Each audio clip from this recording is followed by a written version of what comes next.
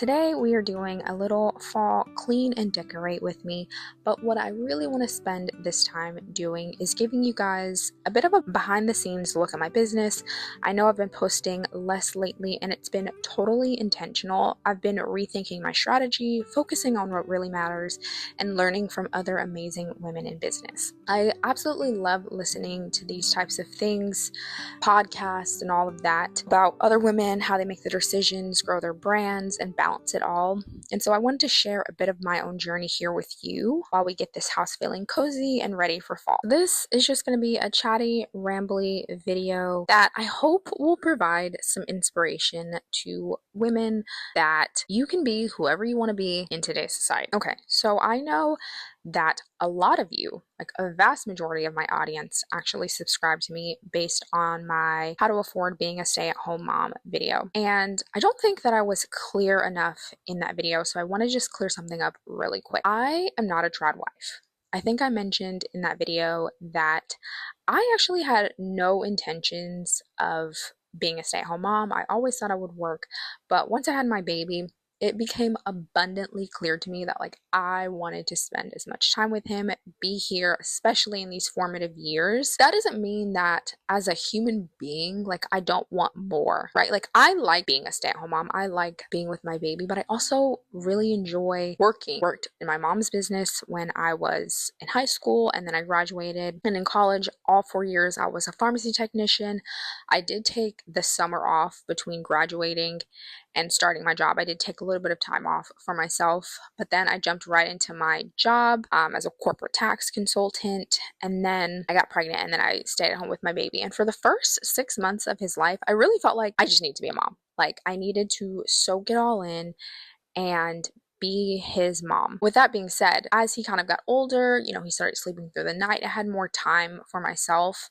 He was taking consistent naps. I literally could not just sit down during his naps and do nothing. It's just not in my nature. And so that's kind of where the blog started, and now I do YouTube and all of that. So I just wanted to make it very clear that I really hope that I don't ever come across as judgmental to any mothers that want to work, because this community that I want to build here on YouTube, because I'm taking a totally different, my blog is very strategic. I post specific things during specific times because I believe in ROI, and we'll get into that in a second. But YouTube for me is just a place to build a community of women that are like me, that want to cook healthy meals for their family, and that love their children and love their husbands.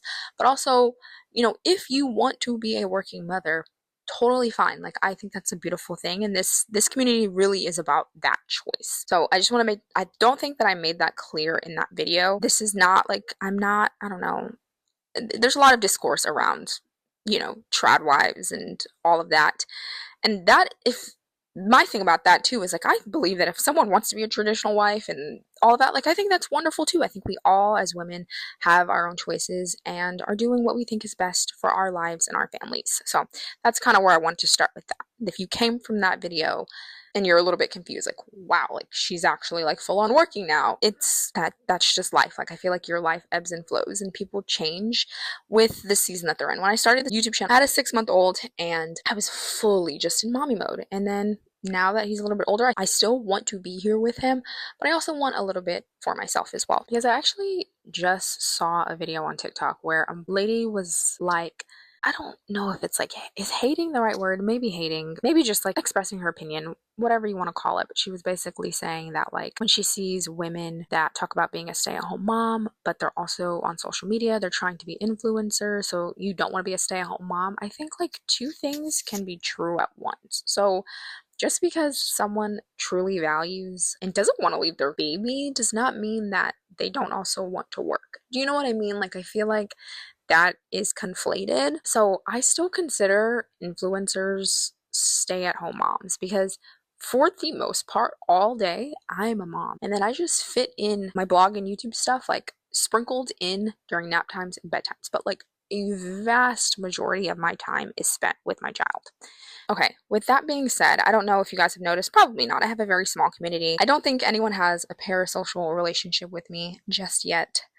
So you probably did notice, but I have dropped down to just posting twice a month. And that is because of ROI, which is return on investment. And I am like fully right now engulfed in blog work. Like I am putting out so much over there because I understand that in the blogging world, you can make crazy money, like crazy money during the months of November, December, and January. With that being said, the content has to be up well before that. So I started posting fall content months ago, and it's starting to pick up traction now. I started posting like football food, fall foods, all of that months ago, because you have to be very strategic about when you're posting things, because Google and Pinterest and all that, they have to have time to index it. So I'm being very, very strategic. And to me, YouTube is a platform where I'm not monetized currently. I don't get any brand deals. I don't have ads or anything like that over here. And so for me, it's like,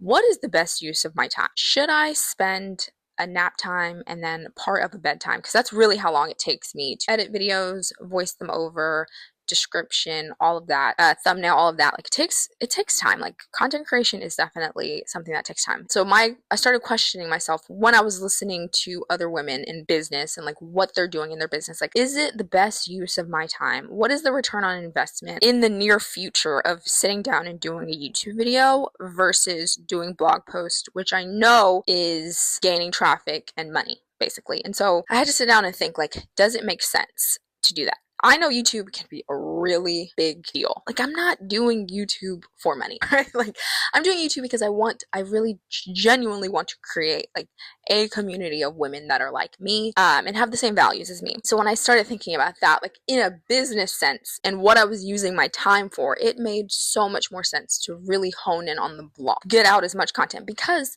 I know that in those 3 months, and I'm not saying that this is what I'm going to do because my blog is still relatively new.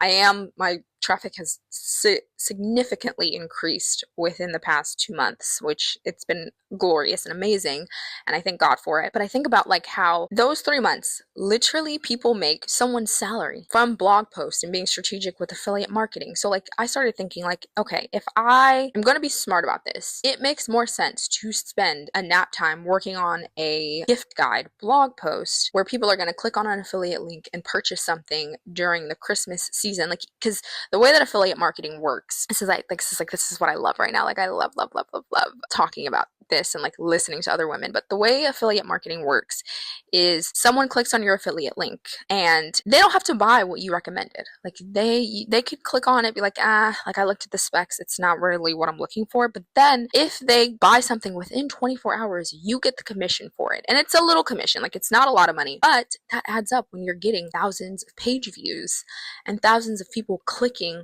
on those links. And I'm thinking like, okay, wait a minute. Like I started thinking like, this is where my brain went.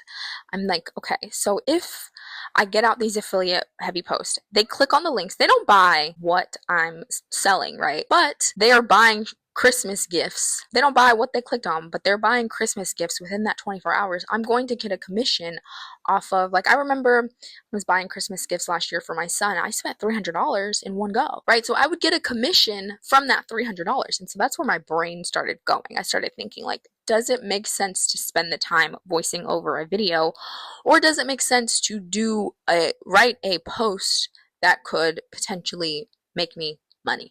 That's really where my brain started going. As a woman in today's world where you don't have to just be a stay-at-home mom, you can literally be a stay-at-home mom but also make money from home. Like I feel like that is like the coolest thing about our generation, and I am someone that is going to capitalize off of that. Like that is like my personality. It's who I am. ROI strategy, making sure that I'm getting out all of the gift guides and all of the affiliate heavy posts, is one reason why I've kind of been like, okay, like we can drop down to just a few videos. YouTube will grow slower. That's fine. I don't want to be putting out videos that I don't want to produce just to gain subscribers. Like that, because I don't think that's like a sustainable strategy. So I want to put out the videos that I want to put out, that I feel like I enjoy and suit my life and all of that. And if that means that I grow slower on YouTube, like I'm totally fine with that. Second reason is I hate recording voiceovers. I feel like I'm horrible at it. And like the finished product of what you hear sounds fine. Like when I watch videos back, I'm like, God, like That is not how that went, bro. I am literally so bad at it. I'm so bad at talking. I'm so bad at the words do not flow. And it's funny because I got a comment that was like, you know exactly what to say. And I said, huh? Me? No, girl, I do not know exactly what to say. I don't. Like, I literally don't.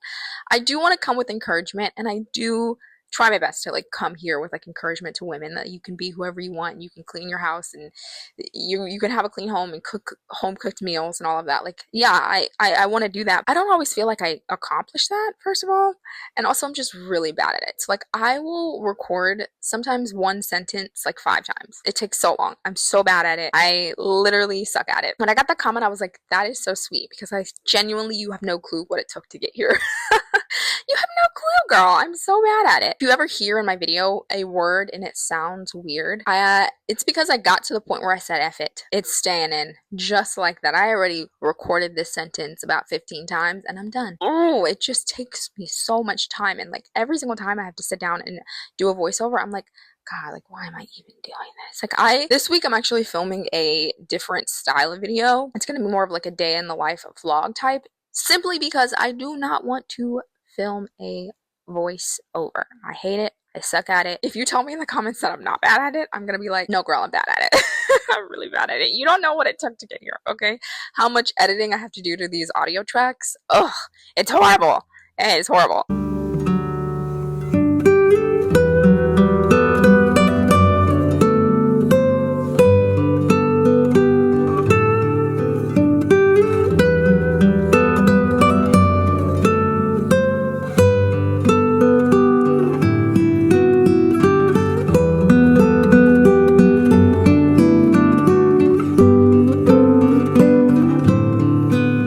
So those are the 2 reasons why I've been posting less.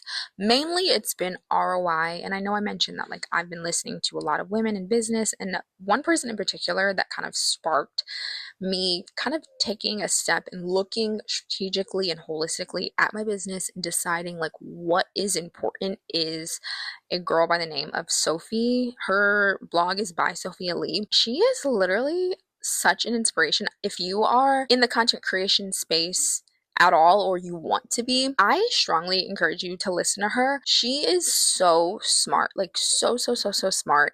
And another thing that she was talking about is like getting your hands in different buckets. So like the first thing that she focused on, which is what I also focused on, was driving traffic to the blog to get on an ad agency. And that is exactly what I did.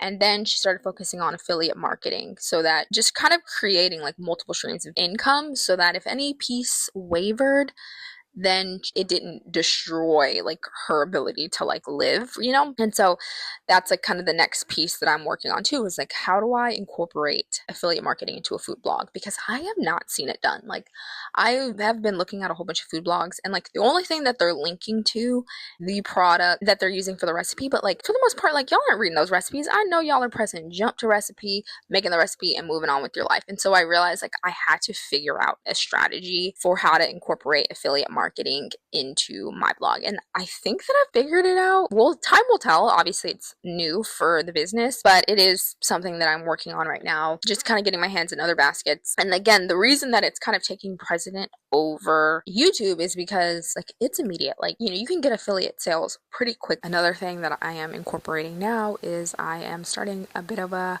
micro bakery. You know, some of my husband's coworkers are like, oh, we would like pay for some of your sourdough. And I was like, hell yeah.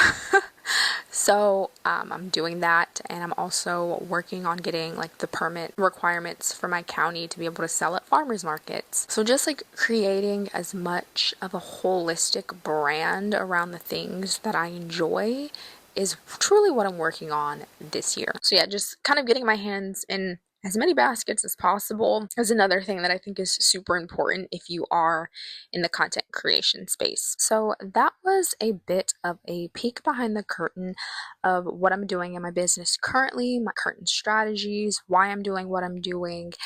I personally really love to watch and listen to these types of videos and podcasts. I find them super duper inspirational just to see what other women and other moms especially are doing from home. The reason that I even do what I'm doing is because of other moms on social media. And so I just really love that. And I hope that it encouraged you that, like, again, if you want to be a stay-at-home mom, but you also kind of want more from your life, like, it is totally a reality. You can do it from home. And hopefully, I'm praying that with the ad income, the income from the micro bakery, and then affiliate marketing, all of that within the next 6 months, we'll be able to match my husband's income because I want to have another baby. We have a goal of how much I need to make on my online business for us to have another baby, and it is not matching his income. But I would like to, just because I think it would be amazing. Like, doubling our income would literally be amazing. We would be able to do so many things. We would literally be able to pay off debt, like just so many things. And so that's my particular goal. But the threshold that we've set, when I meet that, I will likely try to get pregnant because I want to have another baby. But I do want to match his income. I think that'll be really cool. And also, he's a bit of a doubter. Like, he is a bit of a doubter, and I want to prove him wrong. So yeah, click over to that blog because I did write a blog post on how to start a blog. If that's something that you're interested in, it literally costs like $36. It's such a cheap thing to do. I have made back what I spent to start my blog exponentially. So if you are interested in that, check it out. I have a link down below, and don't forget to subscribe to this YouTube channel, and I will see you guys in the next one.